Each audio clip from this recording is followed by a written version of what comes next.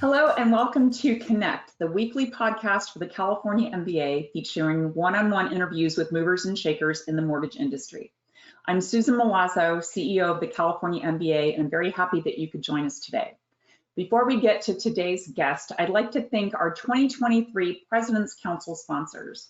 And these are companies that have provided a significant amount of financial support for the California MBA, mostly to ensure that we continue to be strong advocates for the real estate finance industry before the California State Legislature and our regulators. So I'd like to thank our 2023 President's Council sponsors, AmeriHome, ArchMI, Consolidated Analytics, Funding Shield, Incelerate, Guild Mortgage, Rocket Mortgage, and Western Alliance Bank. Thank you all so much for your support in 2023. And with that, I'd like to turn to today's guest, which is very exciting for me, former board member, somebody I haven't connected with in a while. I want to welcome Kevin Parra, CEO of Plaza Home Mortgage. Kevin, welcome. Thank you, Susan. It's nice to be on, and I appreciate you inviting me. Yeah, it's great to reconnect with you. I always do like to get started with just kind of sharing a little bit about how when you got into the mortgage industry. It's always kind of an interesting story. So you want to share with us how you got into the business? Certainly. So this was back when I was in college, actually. It was summer break, and I had a surfboard I needed to sell. So I put an ad out, and the guy calls, and rather than telling him what a great surfboard it is and all the attributes of the surfboard, I asked him questions about his surfing, what his ability was, what kind of waves he likes to ride, just to make sure that the board would fit his needs. And after our conversation, he said, "Hey, I think you should check out what I do." And so I went to his office in Mission Valley in San Diego, and it was a mortgage company. And I said, "Okay, so what do you do?" He says, "Well, I'm a loan officer, and I arrange mortgages for people." And I said, "Okay, how do you get paid?" And he says, "Well, I get paid commission." I'm like, "Just commission?" He's like, "Yep, just commission." I'm like, "Well, what was your last commission check?" And he pulls out a check stub for $10,000. And this is like 1983. So I'm like, wow. So what did you do before this? And he said, "I sold water beds." And I'm thinking, I could probably do this. So that was my introduction to the mortgage industry. A post-waterbed salesman. Was a loan officer. I don't think I've ever heard waterbeds incorporated into the journey of the mortgage industry, so I think you're first. Love it. I'm glad to be first at something. Well, you have had a very successful and long history in the mortgage industry. Of course, we're in the, starting Q2 of 2023, which has been a pretty rough year. How can a company stay competitive in a market like this? Well, there's a lot of things, obviously, that are important to stay competitive in a market like this. But what makes us as a company competitive in this market, being a purchase market, not a refinance market, is we've always been a product lender. We have a broad range of products. So we have an ability to fit a lot of needs. And in a purchase market, those needs arise where people are, struggling to get into a particular, house. And we have, I consider one of the most outstanding group of account executives on our wholesale side that deal with mortgage brokers and are able to help them because of the knowledge they have of both our products and the underwriting guidelines, help them put deals together. And that's really, really important in a purchase market, so that the mortgage broker can go to the realtor and say, "Yes, I got you on this loan, no problem, I'll take care of it." And it gets done on time. And that being on time part is because we have such a great operations staff.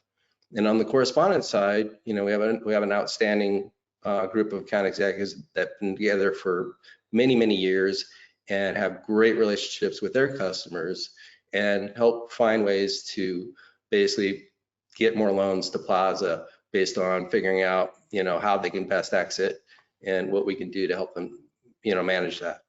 So I think it's really important to have broad product and broad product range, and also having really skilled salespeople. Right, right. How does Plaza set themselves apart from your competitors? Well, I think it's just what I just said, really. I think a lot of our competitors have gone to more inside sales that basically don't have the same experience levels that our outside sales account executives that have been in the business for a very long time and really know what our customers need and are able to ascertain that. I think that makes a really big difference, and that's how we set ourselves apart, is really our sales team. Right, right. You know, kind of getting back to your long history in the mortgage business and huge success. You know, it's one thing to be a leader in this business when things are great. It's another to be a leader, you know, someone in your situation in challenging times like we're having in 2023. What can you share with other leaders about how to navigate, how to be a leader in tough times like this? Well, I think there's key values that leaders have to keep in mind. Starts with communication. You know, in times of uncertainty, clear and frequent communication is essential to keep employees and stakeholders informed and motivated. Another is adaptability. Leaders who can quickly adapt to changing circumstances and make tough decisions will be better equipped to navigate challenging times. Another is transparency. Honesty and transparency are critical during tough times. Leaders who are transparent about the challenges facing the company can build trust with employees and stakeholders. Another is empathy. Leaders who show empathy and understanding for the challenges that employees and stakeholders are facing can build stronger relationships and foster a sense of community. They have to be resilient. During tough times, leaders must be resilient and maintain a positive attitude. Leaders who stay focused on the long-term vision and inspire others to do the same will be better equipped to weather the storm. I think those are really important leadership values that can help leaders through, you know, tough times. There's always opportunity, you know, presents itself during the worst markets, and so that's what you have to look for, is always be positive and look for the opportunities.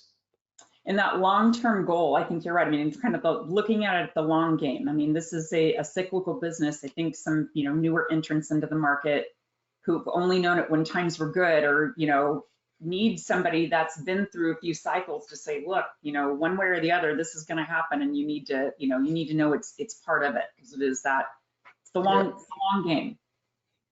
Yeah, it's always been that way in this business. It's boom or bust. Yeah. And obviously last year was quite the bust, but you know, it always passes. And to be honest with you, I thought that things were going to be tougher for longer than they turned out to be. I mean, our business is really turned around and is growing, and we're doing quite well right now, which is kind of a shocker to me, because I felt that, you know, with rates being where they're at, who's going to leave a low rate to move, you know, sell their house and have to get a higher rate? Right. And it turns out people are doing that, and that was really a surprise to me that that's happening. And I guess, you know, people are assuming that at some point they're going to be able to refinance into a lower rate, because at some point rates are going to go down again.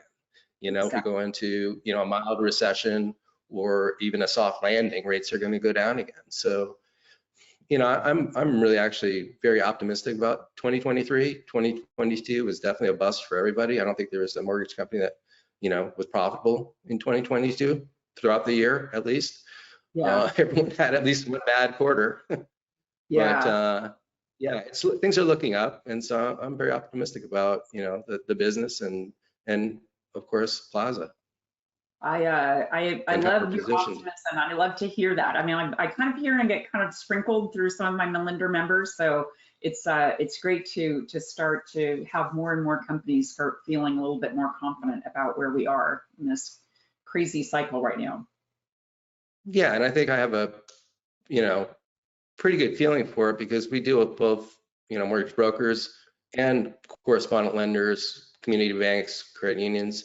So we kind of have a pulse on how everyone is doing. And, there's definitely, it's been tough and people have had to cut back, but now, like we're hiring again. It's, it's just a mortgage business. You go from having to lay off a bunch of people to dying to hire a bunch of people. It's just part of the deal. I mean, I've been doing it for 40 years and it's always the same from that standpoint. We're ever changing, in the industry and how things get done with technology and things like that. But as far as just the cyclicalness of the business, it's a tough business.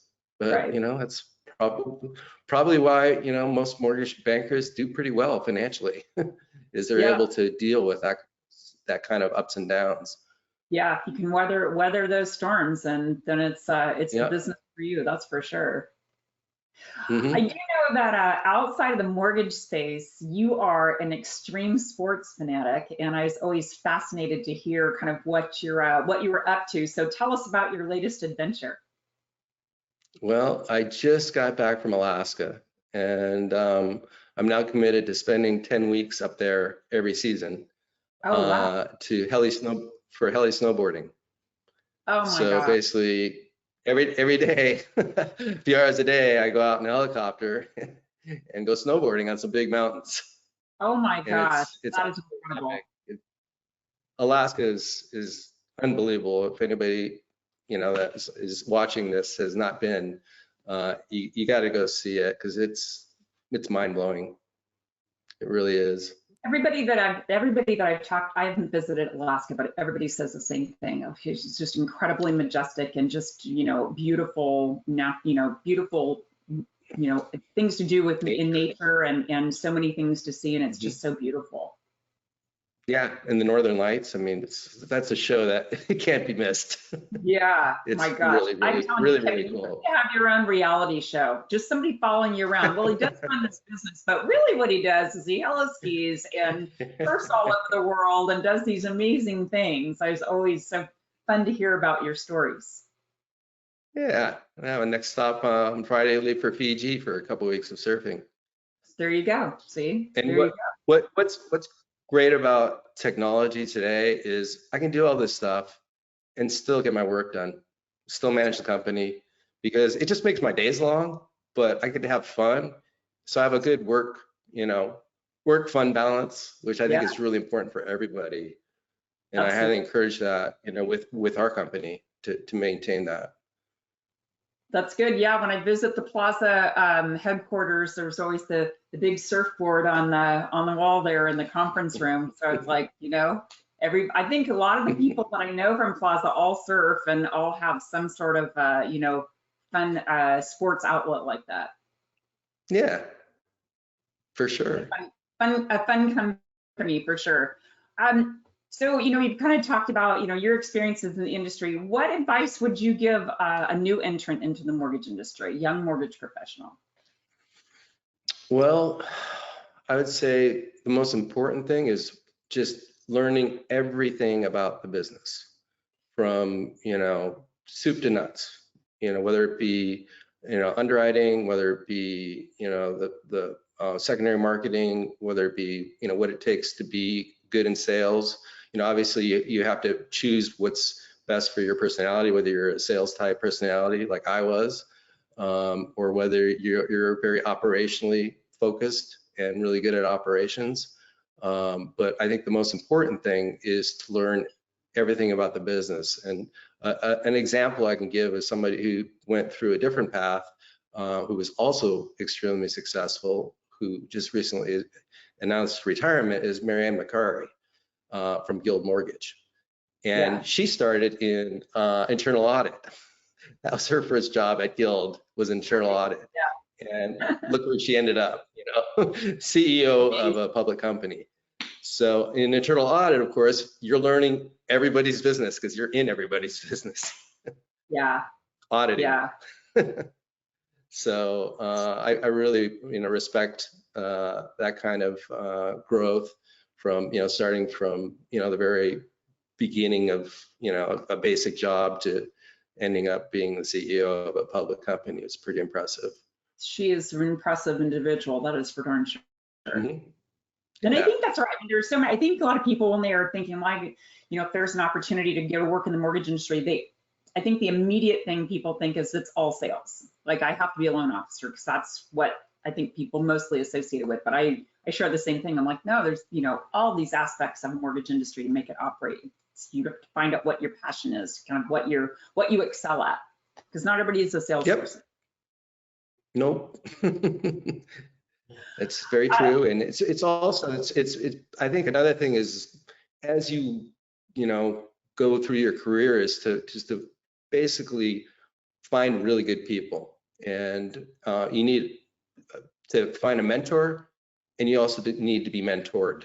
So be mentoring other people that have less knowledge than you. So I think that's another really important thing to do if you're going to be in the mortgage industry, or any industry for that matter. Agree. Sharing what it is passing that knowledge on, that's I think really key, especially in this industry, especially in the mortgage business. So I'd mentioned at the top of our interview, you've been a former board member of the California MBA. Of course, we've got Mike Fontaine on our board now, who does an amazing job for us. And really appreciate all the support that Plaza has given the California MBA over the years. But can you share with our listeners why you support our association? Well, there's several things. Basically, one is that you guys actually execute. You do what you say you're going to do with regards to the mortgage industry in California. You're an advocate in Sacramento, which is obviously helpful for everybody, even people who don't contribute.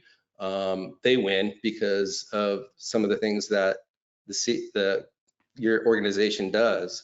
I mean, I've been with you going to Sacramento and visiting various legislators' offices and letting them know what is important to us and what is important to our customers, which are their constituency. People are buying homes. So I think advocacy is a very important part that you guys play.